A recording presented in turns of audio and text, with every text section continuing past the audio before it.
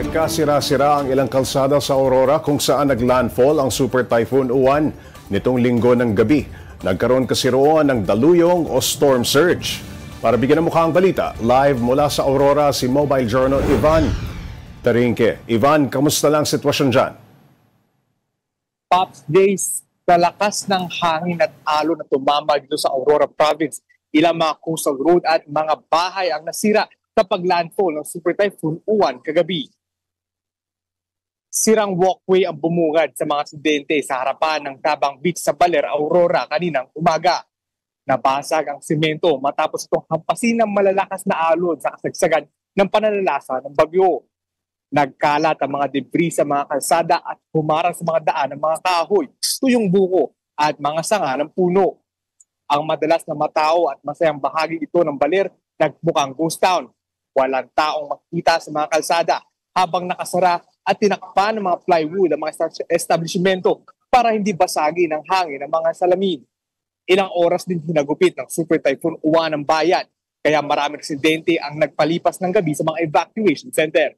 Dahil din sa malakas na storm surge kagabi, nasira ang isang parte ng coastal road sa Sitio Amper, Barangay Cuba sa Dipakulaw. Gumuho ang parte ng kalsada at tuluyang nilamo ng dagat. Sa ngayon, hindi na ito maaaring daanan, mapasasakyan man o tao. Ayon sa Provincial Director ng Aurora Police, mahigpit nilang binabantayan ang nasabing lugar at sisitahin ang sinumang magtatakang dumaan dito. Kaya ang ilang evacuees na dadaan sana sa kalsadang ito upang umuwi sa kanilang mga tahanan ay piniligilan munang makatawid. Wala raw silang magagawa kung di dumaan sa dating ruta na mas mahirap dahil kailangan pang sakyatin ang bundok para lang makarating. Pops J, ayon sa huling ulat mula sa Aurora Provincial Government, mahigit 43,000 na individuals ang apektado ngayon dahil sa bagyo at nasa mahigit 22,000 naman ang mga individuals na ang nasa mga evacuation centers. Patuloy namang isinasagwa ng PDRMO ang assessment sa mga nasirang istruktura at ari-arian dahil sa pananalasa ng Super Typhoon Uwan.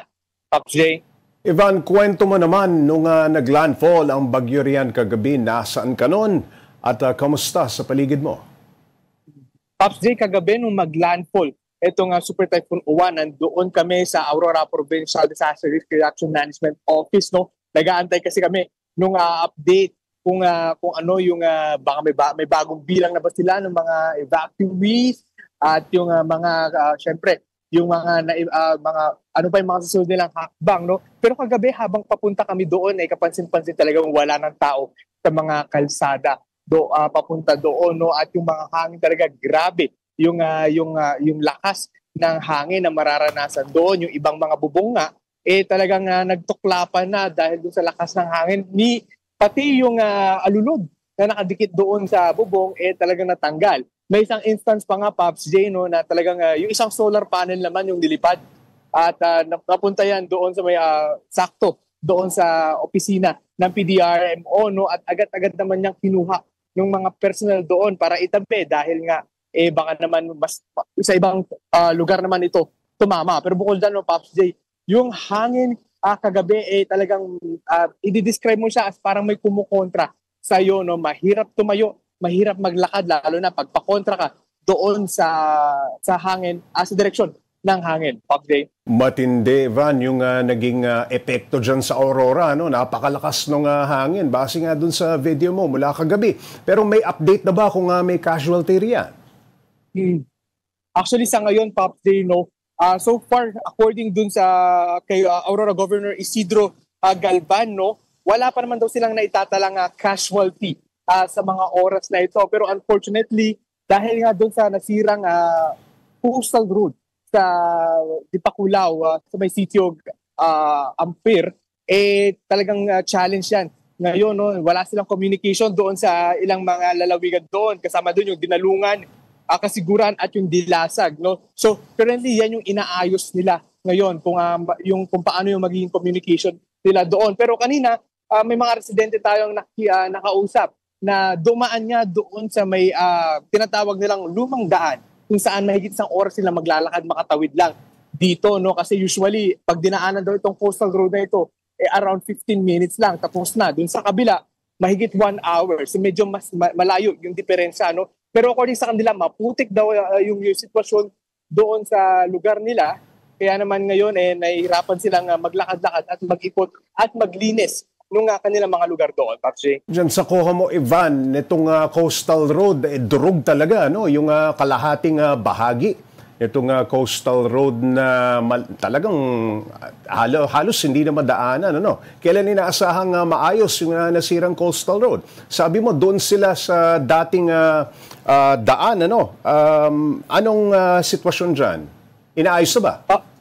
Paps, sa mga oras na to kanina, nag-clearing operations na yung DPWH sa parte ng iyan nung coastal road, no? Talagang nililinisan nila at medyo kanina tinanong din natin si Governor Galban, no, kung gaano tatagal ito, no, pero so far ang kanilang target ngayong araw is ma-assess yung damage nga nung dala nung Super Typhoon Uwan, no. So yan yung naging yung kanilang priority, ma-assess yung damage at base dun sa kanilang assessment gagawa sila ng plano kung ano yung magiging next step ng provincial government na gagawin para masiayos nga itong daanan na ito, dahil nga para nga doon sa ilang mga aksidente talagang pahirap daw sa kanila yung hindi sila makadaan dito, Pops J. Ayun, Ivan, nababalita rin na pati foreign storm chasers pumunta dyan sa Aurora. Kamusta naman kayong mga nag-cover dyan? Actually, Pops J, kasama natin sila kahapon, no, na nag-aabang doon sa dito sa may Sabang Beach, no. Inaantay natin. Expected kasi na talaga nila lalo na to si Josh ng iCyclone, no? Expected niya dito sa may Sabang Beach tatama yung pinakamalalakas na alon na dala nung Super Typhoon Uwan, no? Pero nangyari nga yan, and nakita nga natin yung challenges at yung effect nung malalakas na alon, no? At talaga nagkabitak-bitak nga yung walkway doon sa may harapan ng hotel na yan. And actually, etong hotel na to na pinag-stayan na pinag-stayan at pinag-monitoran ng mga storm chasers, yung first floor niyan pinasok nung malakas na alon, Top J. Kaya naman, kanina nakita natin yung ilang mga personnel doon, nililinis yung mga buhangin at yung mga debris na naiwan doon sa loob ng resort na yan, Top J. Ayun, maraming salamat at mag-iingat ka dyan. Mobile Journal, Ivan Tarinque.